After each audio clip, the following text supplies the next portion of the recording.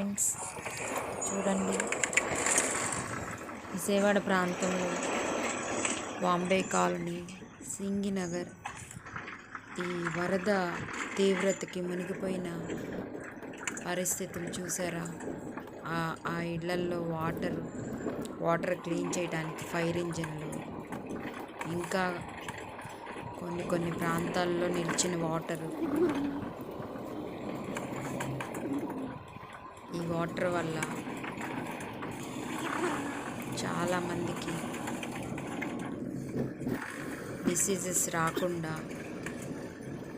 ప్రభుత్వం తీసుకుంటున్నటువంటి మంచి పనులు, వారికి నిత్యావసర వస్తువులు, ఆహారం, బ్లీచింగ్ జల్లుతా, క్లీనింగ్ చేస్తా, మరి అక్కడ ఉన్నటువంటి వ్యర్థాలను తీసేస్తా. చూడండి, ప్రభుత్వం ఎంత సహాయం చేస్తుంది.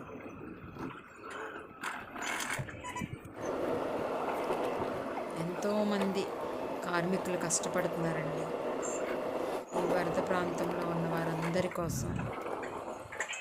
చాలామంది చూసారా ఎలాంటి పరిస్థితుల్లో ఉన్నాయో ఆ ప్రాంతాలు. చాలా దయనీయమైన స్థితిలో ఉన్నాయి చూసారా.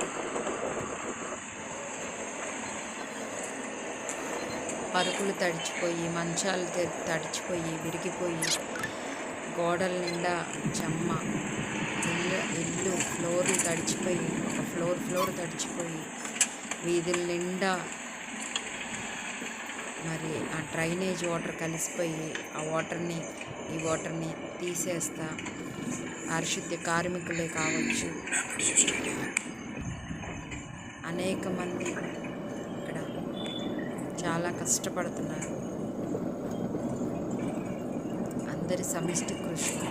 చూడండి, ఆ వాటర్ పోయిన ప్రాంతాల్లో ఆ గోడల నిండా చెమ్మ, ఆ బాంబే కాలనీ ఏరియా అంతా చూసారు ఎలా ఉన్నదో. అంతా బ్లీచింగ్స్ చల్లుతా ఎంతగానో నిజంగా ఇలా ఉన్నారంటే ఇదంతా ప్రభుత్వం తీసుకున్నటువంటి ముందస్తు చర్యలు, ముందస్తు కార్యాచరణ కూడా ఉంది. ప్రజలను కాపాడటానికి ఎంతగానో కృషి చేసిందని మనకు అర్థమవుతుంది. ఆ క్రెయిన్లు అవన్నీ అక్కడ ఉన్నటువంటి చెత్తను, అక్కడ ఉన్నటువంటి వ్యర్థాలను తీసేస్తా.